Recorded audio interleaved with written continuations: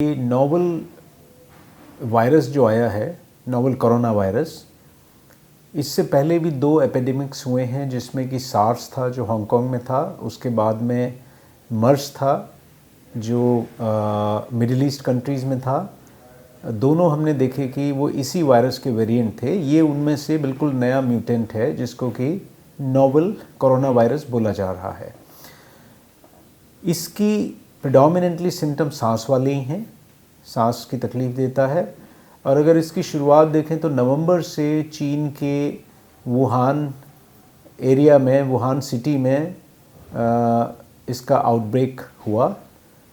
एक हॉस्पिटल में काफ़ी मरीज इसके आने लगे तो उनको पता चला कि ये तकलीफ़ हुई है। मिड दिसंबर तक, एंड ऑफ दिसंबर तक जब नंबर बढ़े, शुरू में नवंबर में उतना उन्होंने नहीं बताया था, फिर उन्होंने पब्लिकली एक्सेप्ट किया कि इस वायरस की प्रॉब्लम है, ये एक आरएनए वायरस है।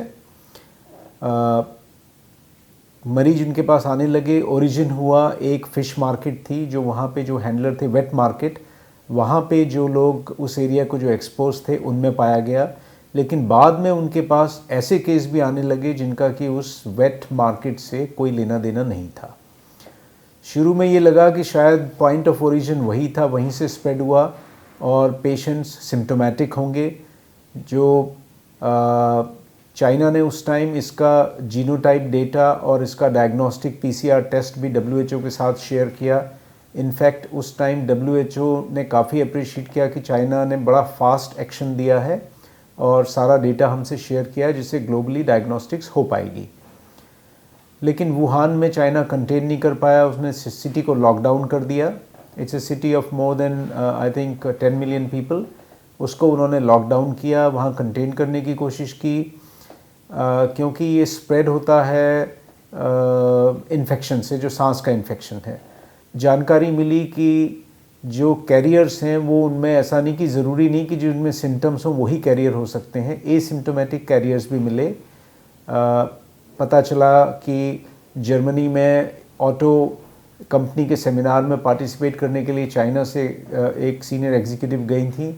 वो बिल्कुल सिम्टमलेस थी, लेकिन वहाँ से जब वापस आई तो वापस आते हुए उनको सिम्टम शुरू हुए प्लेन में जब वो चाइना लौट रही थी, और उनको बाद में नोवल ये कोरोना वायरस डिटेक्ट हुआ।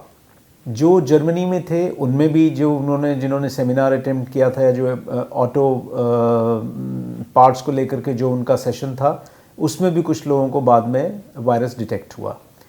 तो ये पहली बार पता चला कि कम्प्लीटली एसिम्टोमेटिक लोग भी कैरियर हो सकते हैं, जिससे कि स्केयर ज़्यादा बढ़ गया है, क्योंकि इनको आप स्क्रीन नहीं कर सकते। नॉर्मली जो तरीका होता है इस टाइप की वायरल इलनेस को रोकने का, वो स्क्रीनिंग होता है, जिसमें आप fever, upper respiratory tract symptoms की, सांस की तकलीफ़ हो रही है, खांसी जुकाम हो रहा है, बुखार है, उनको आप स्क्रीन कर सकते हो। एयरपोर्ट पे आप स्क्रीन लगा सकते हो, जो फीवर स्क्रीन नॉर्मली लगती है। तो लेकिन अब परेशानी ये है कि एसिम्टोमेटिक लोग उन थर्मल स्क्रीन से पिकअप नहीं होंगे, वो भी जाएंगे सब जगह, तो कांटेक्ट का बहुत बड़ा इशू आया है। दूसरी चीज़ है कि हर कंट्री चाइना की तरह अपने बड़े शहर को लॉकडाउन नहीं कर सकता है, ये पॉसिबल नहीं है। इसलिए जो केसेस जैसे इंडिया में आए, केरल में डिटेक्ट हुए, तो वो केसेस कहीं ना कहीं उनका किसी बाहर से या तो ट्रैवल था या संपर्क था। अब उनको आइसोलेट किया गया। जितने लोग उनके संपर्क में आए उनको सबको भी आइसोलेट किया गया। अब इसमें बहुत इम्पॉर्टेंट है कॉन्टैक्ट आइसोलेशन। मान लीजिए कोई एक सेमिनार लेता है, उसमें जितने भी लोग इफ़ेक्ट हुए हैं उन सबको आपको ट्रेस करना है, सर्विलेंस करना है, सबको 14 दिन तक क्वारंटीन में डालना है, उनका सबका नोवल कोरोना टेस्ट होना है। तो इसके इमेंस इम्प्लीकेशंस हैं। ये एक्सरसाइज बोलना आसान है, करना बहुत मुश्किल है। उसके लिए फॉरेन कंट्रीज़ में वो बहुत ज़्यादा इसको सीरियसली ले रहे हैं। हमारे यहाँ हमारी आबादी ज़्यादा है, हमारा इंफ्रास्ट्रक्चर या प्रोसेस इतनी रोबस्ट नहीं है, तो हम इसको, अगर ये होता है तो कॉन्टैक्ट को हम ट्रेस कर पाएंगे एडिक्वेटली, उनको आइसोलेट कर पाएंगे, क्वारंटीन कर पाएंगे।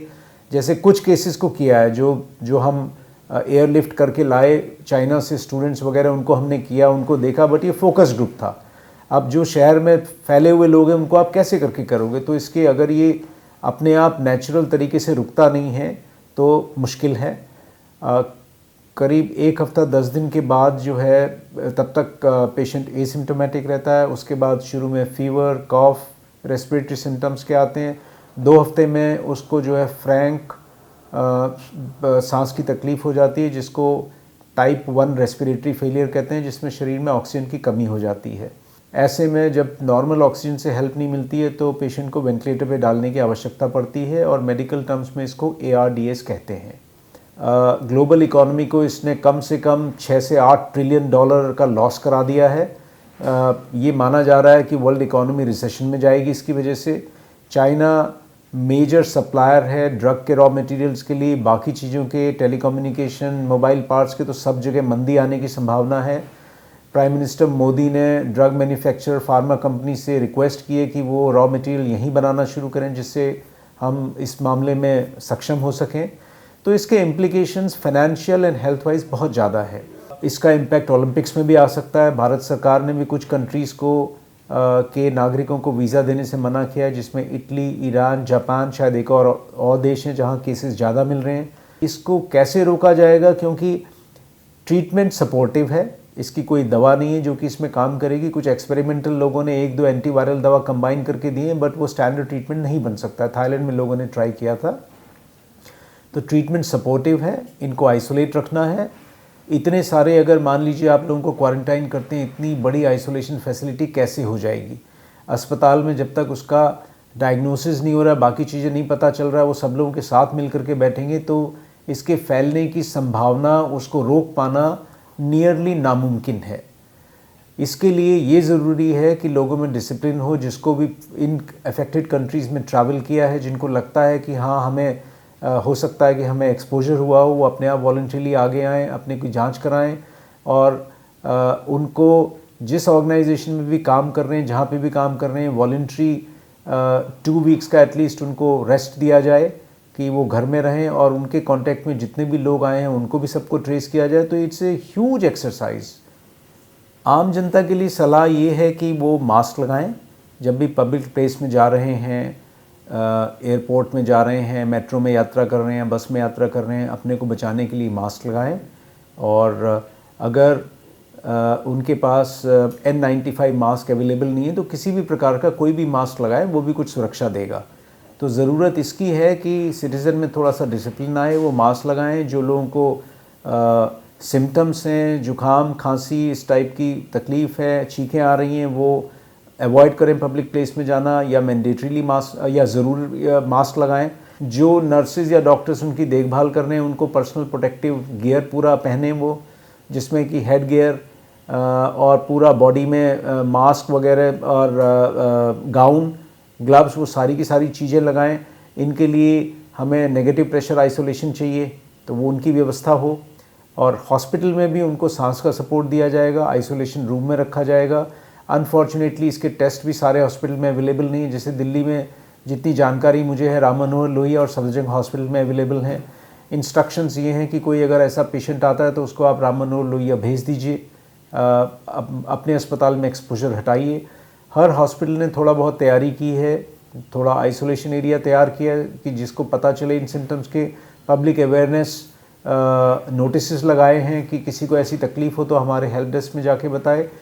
अपनी तरफ से जितनी चीज़ें की जा रही हैं वो सारी प्रयास हो रहे हैं, लेकिन इसको कंट्रोल कर पाएंगे नहीं कर पाएंगे ये समय बताएगा।